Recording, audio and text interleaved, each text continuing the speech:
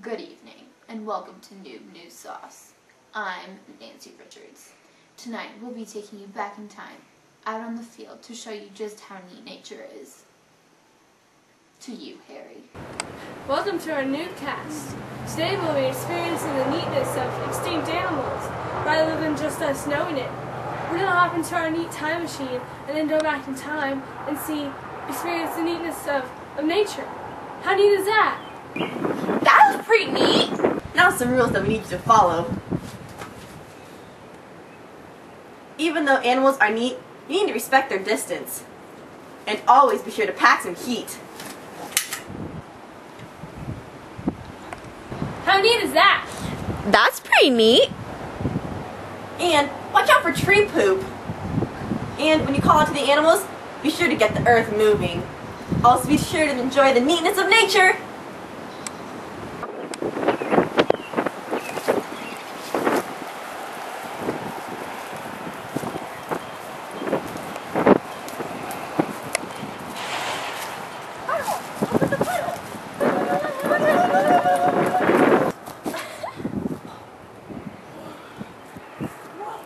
We're back in time!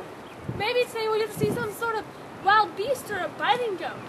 But first, we need to get the earth moving. And call out to him.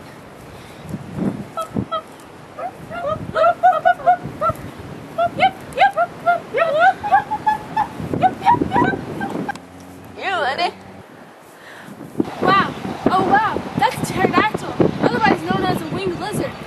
They were from the Jurassic to the late Cretaceous period. They went extinct because of other birds and no food. How neat is that? That was pretty neat! Holy shnikes, it's a horned gopher hole! These horned gophers are the only rodents with horns, and they went extinct because of human activities. How neat is that? That was pretty neat!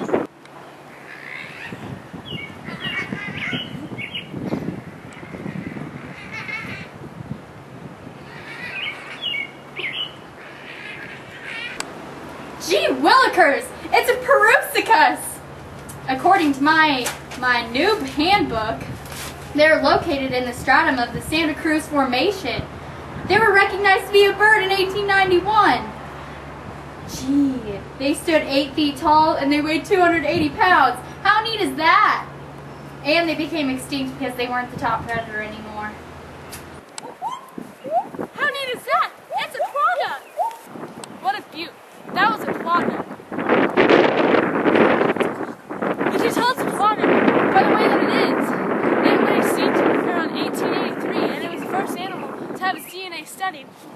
How neat is that? That was pretty neat! Gee dang, look at that! It's a giant kangaroo! According to my papers here, they lived during the Pleistocene era, and they weighed over 510 pounds! They looked like kangaroos. They were a lot bigger. That means they got a lot of space that you need to respect. They also lived to be 6'5" to 7 feet tall, and they died because of us. That's not cool. It's a hypo-hippo! These usually lived in Nebraska, Colorado, or Montana. They lived about 17 to 11 million years ago. That's how far back we are? Well, they were mostly the size of a pony because their name means low horse. But they lived in soft forests and they only have 3 toes on their feet. Dang, you're pretty neat, but I respect your distance. This here is a golden toad. It died out in 1898. And, yeah, they're from Costa Rica. How neat is that? That was pretty neat! This is a dodo bird. We couldn't find any, so I guess we didn't do enough good job stirring up the earth and all, but we can try again later on our next adventure. But anyways, dodo birds are a flightless bird, which means that they can't fly. They're basically just stuck to the ground all the time. And they lived mid to late 17th century. And they died because of human activity, because we saw them and we thought they were pretty neat. But we didn't respect their distance, and now they're extinct. Don't do that. We also use them to say things like, dead as a dodo, and to go the way of the dodo, which means to die. Oh my, it's a Tacopa pupfish. It must have just washed up on the shore. Well, these lived during early to mid Pleistocene, and that's back when the lakes filled all the desert regions. It's usually about 1 to 1.5 inches, and it ate blue-green algae. There's none around here, though. Maybe that's why it died. Well, the popularity of the Tacopa hot springs where they lived just altered its habit because everyone kept going there, and so they eventually just hybridized with the Armagosa river pupfish, and they just died out. Oh, that's terrible. Gee dang it, I sure wish some of these neat animals were still around.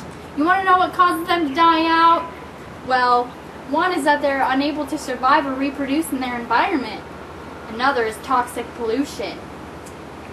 You know, and when people just ruin their habitats, they can't live there anymore.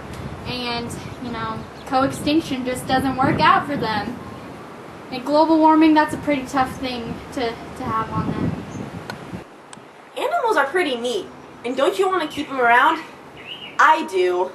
And so here are some ways that you can keep these neat animals around. First of all, you can ban hunting, because, well, most of the reasons these animals are extinct is because of us. That's not very neat. And another thing we can do is we can send them to zoos to keep them protected, because when they're in zoos, they can't get hunted or killed by their predators because they're protected. And that's very neat. Another thing you can do is breeding programs, which keeps the lines going, you know? Kind of like humans and them getting married, except it's animals. Next, you can preserve their habitats, because by preserving their habitats, you're saving their homes. And that's pretty neat.